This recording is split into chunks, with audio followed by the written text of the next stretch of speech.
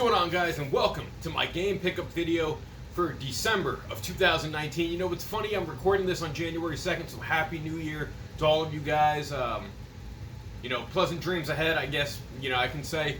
Now, December was a very interesting month for me because I didn't really pick up any modern games, any traditional games in that sense, but we did get some new games and we got 2 new consoles for the collection. Now, these consoles at this point in time are kind of retro, kind of obscure, and we're going to get into them and to why I picked them up. So first, we're going all the way back to 1978 because I picked up an Atari 2600. Now, why did I pick up this system? Well, aside from the fact that it's in decent condition, I've never played the Atari 2600, minus on emulators back in the day or on, game collections. So the fact that I was able to get this for a decent price, and it's the wood grain console, not the 2600 Junior, I really couldn't say no to it. Now, with that being said, this lot did come with the controller, and it came with a bunch of games. So let's take a look at some of these games real quick. So, they're still at the moment in the bubble wrap, because I haven't had time to get them out. But we have, and I've probably never heard of any of these games, so if you guys know any of them, leave your thoughts down in the comment section below, what they are, what you thought of them, and, go on from there. So the first one is called Amidar. It kind of looks like a weird game that has a big gorilla on the front, a guy holding a paint roller, and then a tribesman and a pig. So I can only really guess what this game is going to be about. And then I have a 17 telegames, including Space Races and Lunar Landings. This was made by Sears. I don't know if this is like an aftermarket game that wasn't officially licensed. It kind of looks like it would be, but it's definitely a weird cartridge for a 2600 game. Then we have G.I. Joe Cobra Strike. That's kind of cool. We have, what is this? Armor Ambush. This is just a really odd looking cartridge in itself. Did they not have like uniform cartridges for the 2600? Can someone like let me know about this? Because it's like the 3rd different cartridge I'm pulling out of this lot. We have another one that's a weird thing called Lock and Chase. Data East makes this. At least that's a company I've heard of. A game called Trick Shot, made by a company that looks like it's called iMagic.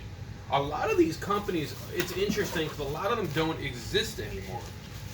Or at least they don't exist under those names, it looks like.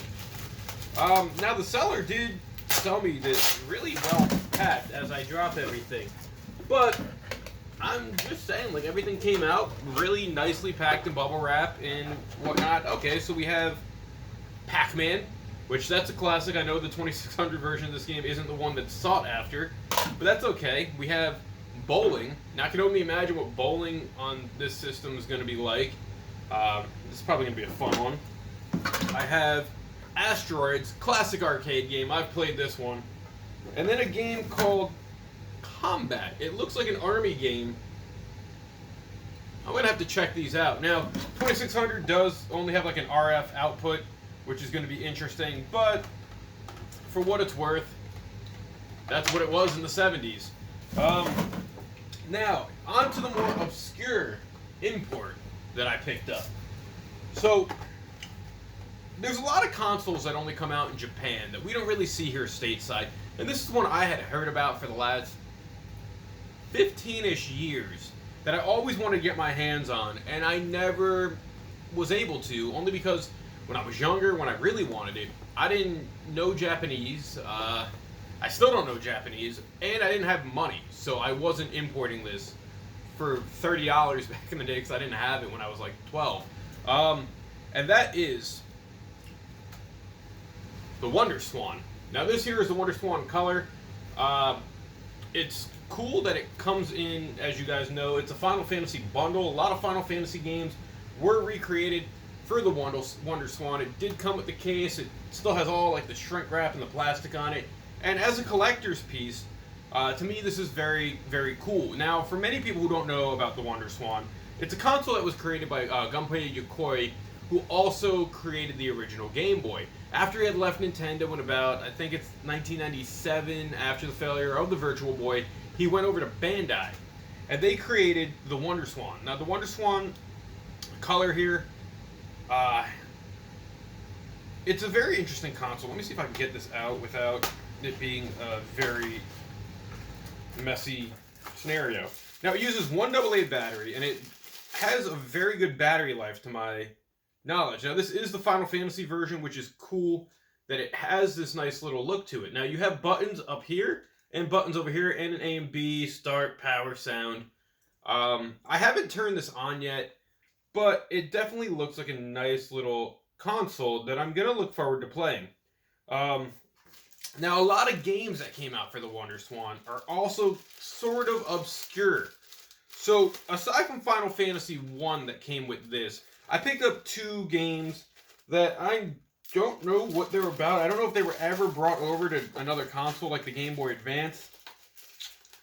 But they are 2 Digimon games. And it's Digimon Battle Spirit, and I think it might be Digimon Battle Spirit 2.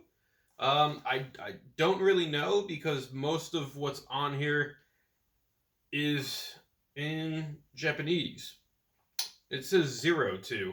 So this must be from a series that could have been big in Japan for the WonderSwan to combat Pokemon on the Game Boy. Now, Battle Spirit also came with this nice little cool, I guess, comic book looking thing. Or the owner just had this on hand and threw it in. Now, I don't know how these games kind of look like. This one looks like a platformer, which is odd.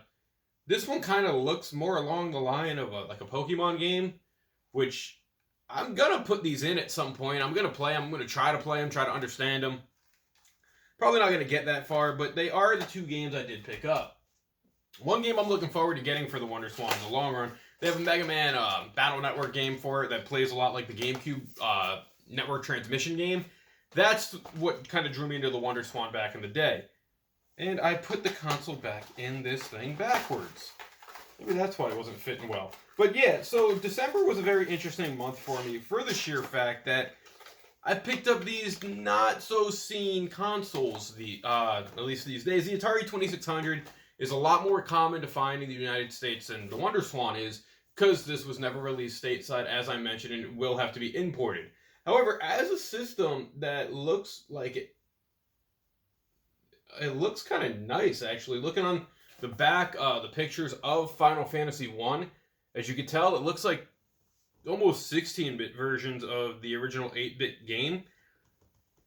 I could probably play them with a guide, but I'm not really sure. So, those are my pickups for December. I went a little old school. You know, I probably got like 9 games in general with those Atari games and the WonderSwan games. But yeah, these 2 consoles added to the collection. I'm looking forward to testing these out sometime soon, hopefully, and then I'll give my thoughts probably to you guys as time goes on. So thank you for watching this video. Happy 2020. We're here and we're going strong. As always, thank you for watching. Like, share, subscribe. Until next time, I'll catch you later, guys. See you, bye.